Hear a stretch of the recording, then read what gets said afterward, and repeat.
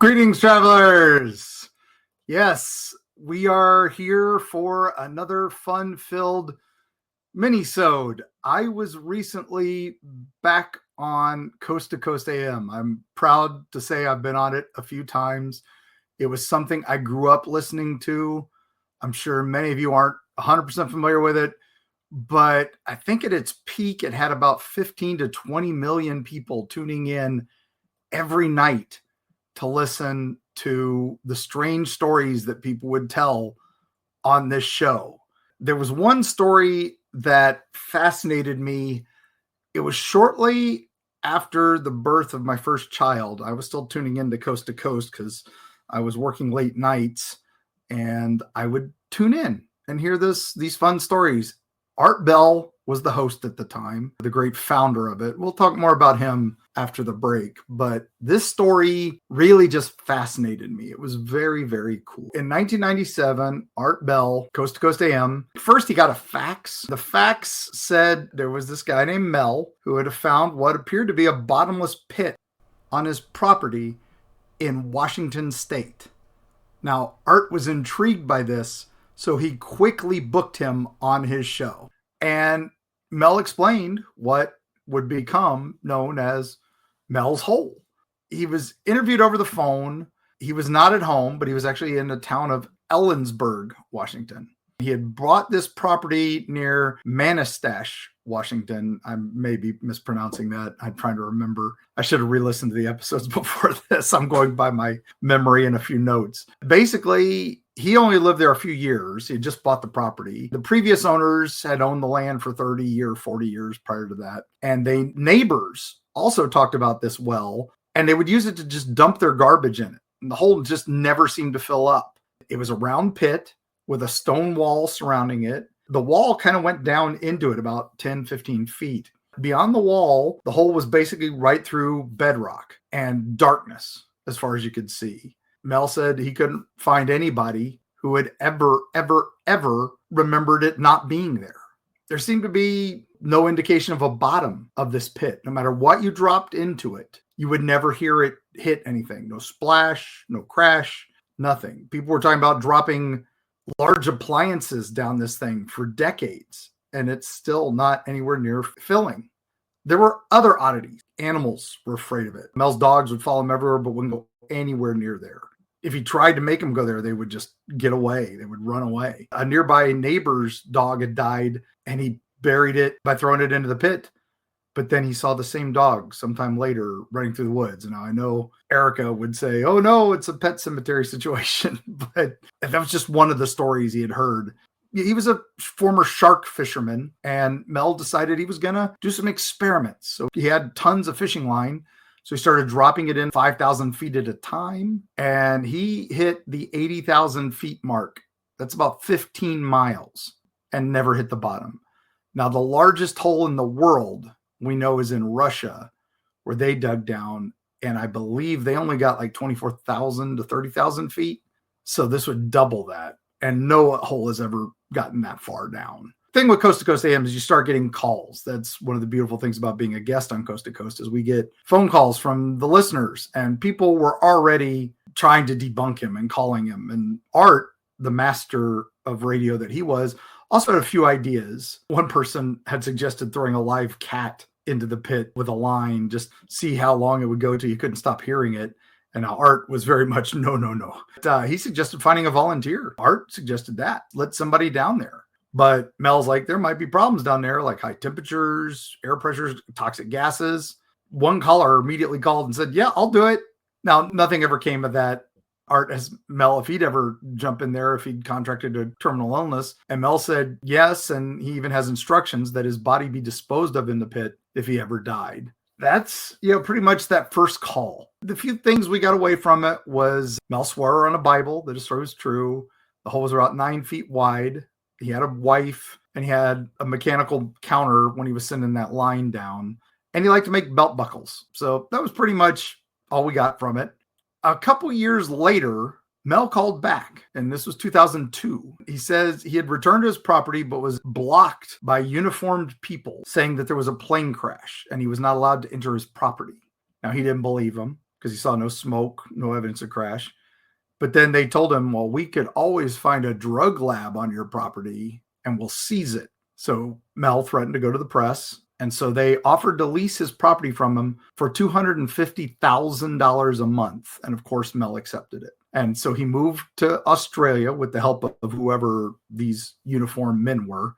Art confirmed the relocation because Mel was contacting him from Australia. Somehow they'd let him bring his dogs and his plants, which would have violated a lot of regulations. Mel said, as promised, he was paid every month starting March of 1997, at least until 1999. And he used that money to help wombats. It's Australia. Of course he did. Mel said he returned in 1999 to visit his family and to come on Coast to Coast again. But when he did that, they served him legal papers saying he's in violation of building codes on his property and the land was just completely seized and he was not given money anymore. There's a story that police arrested him and that he woke up and teeth were missing and he was in San Francisco suddenly. There's a lot of weird stuff that goes on. And that's pretty much how it works, right? That's Mel's hole. And there is some other stuff he said, like that natives of Nevada had reached out to him because they had a hole on their property and he had spoken about it. So they wanted him to come out and investigate this one. And that one had a whole bunch of other strange happenings and other things going on with it. I loved this story. I thought it was amazing. As the stories got more and more fantastic on the extra calls, he said his wife was kidnapped. He said the land was removed from satellite images. He said this second hole in Nevada was able to transform creatures and water would start burning. There's some crazy stuff out there if you want to follow this rabbit hole even more. The short answer is, well, we'll talk about that after the break.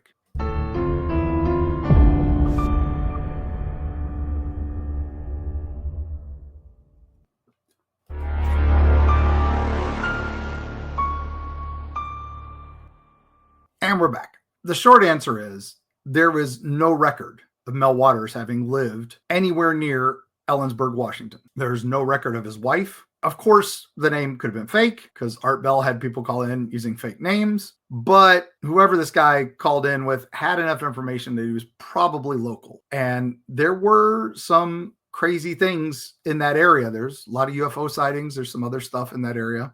After these appearances, people used to go out there looking for it.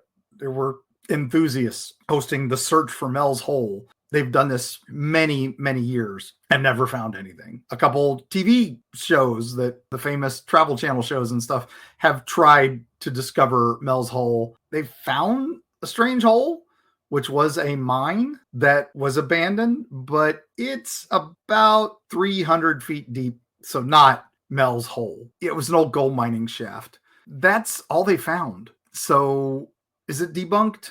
I guess, kind of. Did it have the power to bring things back from the dead and all this? I don't know. There are ancient stories of all the way back to Greeks and Romans about strange pits, things with supernatural qualities. And if you dropped animals into them, then somehow they would find their way back. And shrines and temples and amphitheaters were built over these, and they called them the gateways to hell. We visited a couple sinkholes that are known as the Devil's Pit or the Devil's Hole, or one of my favorites is the Devil's Millhopper in North Florida near Gainesville. That's always an interesting thing, and the legends always kind of, oh, there's strange animals here because they would find bones at the bottom of these things. Must be the gateway to hell, and it was usually dinosaur bones, and people didn't understand them. Is it debunked? Well, Coast to Coast did get a few crazy calls over the years that were able to be debunked. One of my favorites was a guy from Area 51 called, and it was Gordon. He talked about portal technology and stuff like that. And it was actually Gordon Freeman from Half-Life video games. And he was basically describing the plot of Half-Life 2 and Half-Life 1. And then we had another guy call in later saying, a few years later, saying he had these weird dreams and this weird story. And it was basically a plot from Fallout 3. So yes, people call Coast to Coast and fake stuff. That happens. But Art Bell was the master of this. He would take people at their word. I mean, he didn't know Half-Life. He never played it. He'd never played Fallout. So how is he supposed to know this stuff? That's kind of where we're at with this is, did this really happen? Is Mel's hole real? I think the weirder it got, the more it went into okay, this is odd. Let's talk a little bit about Art just before we wrap up, because I don't want to end on kind of a down note like that. Art was known as the king of shortwave. He was this amazing author, entrepreneur. Radio was his thing. He hosted Coast to Coast AM from 1995 to 2003. He totally created it. He was a licensed amateur radio operator at the age of 13. He was DJ on various stations. And in the 60s, he was very popular in Las Vegas. He hosted their morning show. But in 1990, he started Coast to Coast AM, and it became a phenomenon that's just still going on to this day. Now, he faced a lot of controversies, mostly for allowing conspiracy theories and dangerous business practices to come on and talk on his show. But he still attracted more and more people to listen to his show. He wrote a couple good books. I'm going to put links to them in the show notes. One of my favorites is Empire of the Red Star. And he kind of just mixes science fiction and science fact, which also endeared him to the science fiction fans. In addition to his radio show and all that, he launched a few business things, including websites, newspapers, and even magazine at one point. He always just did these high-risk projects. At one point, he even tried to create a lunar resort on the moon, long before SpaceX and Blue Origin were even thinking about things like that. Now, he lived in a secluded area near Pahrump, Nevada. He was very much a non-smoker and a vegetarian. He had just a loyal group of friends, but he passed away 2018. He was the age of 79.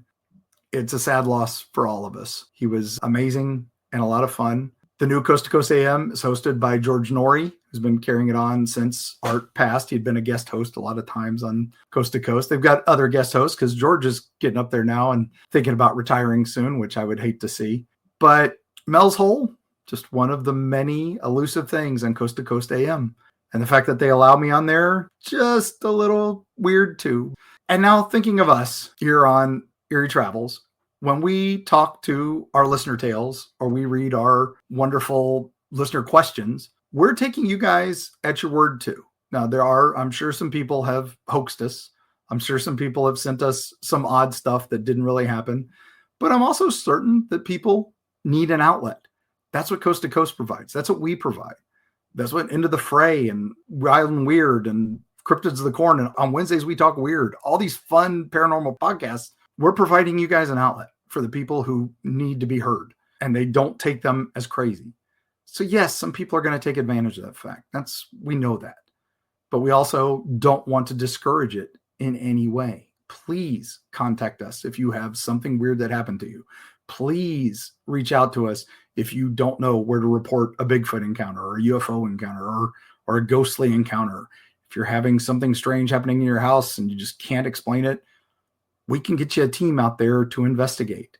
A lot of them have found faulty wiring that could have caused the house to burn down. A lot of them have found plumbing problems that could have been millions of dollars in damages. I think we've saved a lot of people a lot of money, and I feel good about that. Have we found some strange stuff? Yes. And we've been reporting on that. So we will continue to report on that. So all that said, thank you everyone for tuning in. I hope you're enjoying these. Please support us by joining the Patreon. Please support us by liking and sharing the episodes and sharing the podcast with your friends, your family. For those of us who are just joining us, I hope you have a lot of fun. And with that, I will just say, Art Bell, wherever you are in the kingdom of Nye, we hope you're doing well. Keep broadcasting to the heavens. We miss you, buddy. And for those out there in the wilds, and you're out there in Washington State, you're just walking along, keep your eyes open. And don't fall into Mel's hole. And we'll see you on the other side.